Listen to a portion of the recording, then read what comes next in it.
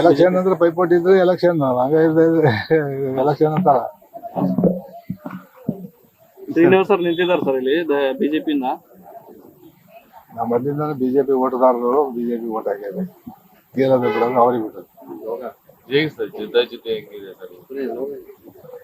ನಮ್ಮೂರ ಜಿದ್ದಾಜಿದ್ದೇನೆ. ಮೊದಲಿಂದ 50 vote BJP ಬರ್ತವೆ, 50 ಓಟ್ ಕಾಂಗ್ರೆಸ್ಗೆ ಜಾಸ್ತಿ ಆಗ್ತದೆ.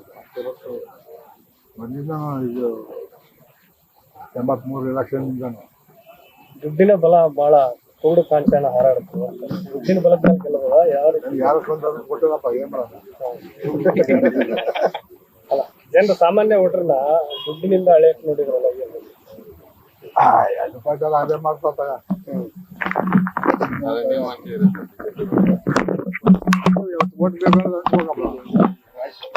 ಈ ಬಾರಿ ಏನು ಬದಲಾವಣೆ ಗಾಳಿ ಬೀಸಬಹುದಾ ಹೇಗೆ ಸರ್?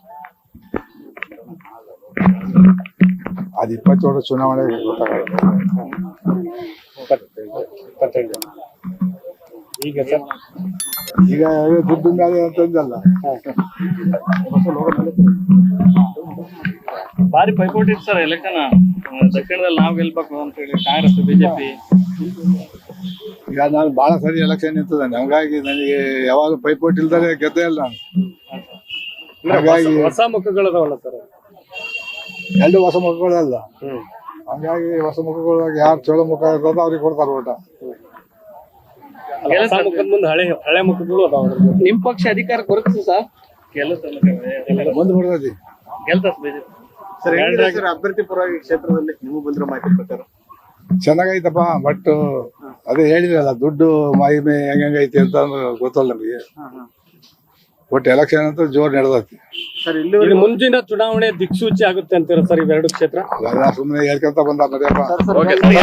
ಎರಡು ಕ್ಷೇತ್ರದಲ್ಲಿ ಚುನಾವಣೆ ಇದೆ ಇದರಲ್ಲಿ ಕರ್ನಾಟಕದಲ್ಲಿ. ಬಾಗಲಕೋಟೆ, ದಾವಣಗೆರೆ. ನನಗೆ ಬಾಗಲಕೋಟೆ ಗೊತ್ತಿಲ್ಲಪ್ಪ. ಪೇಪರ್ ಓದೋದು, ಟಿವಿ ನೋಡೋದು ಬಿಟ್ರೆ ಗೊತ್ತಲ್ದೇ ಇರೋದು ನಾನೇನ್ ಹೇಳೋಣ.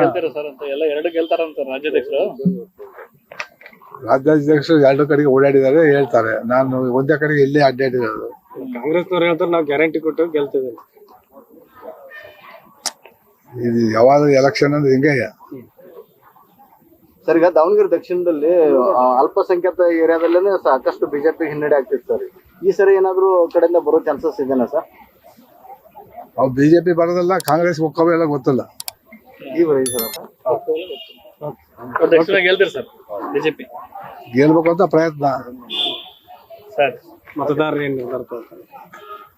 ಈಗ ಅವ್ರ ಮನಸ್ಸುಗಳಿಗೆ ಏನೇನದಾವೋ ನಾವ್ ಏನ್ ಹೇಳೋದಪ್ಪ, ಎಲ್ಲದು ಗೊತ್ತಾಗೋದು ಮೇ 4ನೇ ತಾರೀಕು.